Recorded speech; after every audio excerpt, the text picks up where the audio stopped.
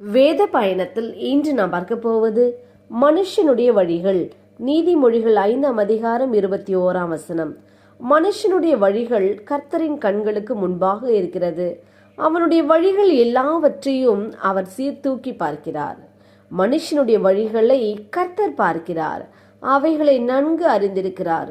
ஒவ்வொரு தேவ பிள்ளைகளும் தாங்கள் நடக்கும் வழிகளை கர்த்தர் பார்க்கிறார் என்று பயத்தோடு நாம் செயல்பட வேண்டும். நம்முடைய வழிகள் கர்த்தரின் கண்களுக்கு முன்பாக இருக்கிறது. அவனுடைய வழிகள் எல்லாவற்றையும் அவர் சீர்தூக்கி பார்க்கிறார் என்று வேதத்தில் பார்க்கிறோம்.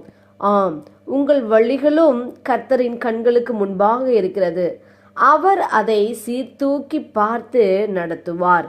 நாம் ஜெபிப்போம். அன்பின் பிதாவை கேட்ட வார்த்தையின்படியே நீர் எங்களுக்கு செய்ய போற கிருபைக்காய் ஸ்தோத்திரம். இயேசுவின் நாமத்தில் ஆமேன்.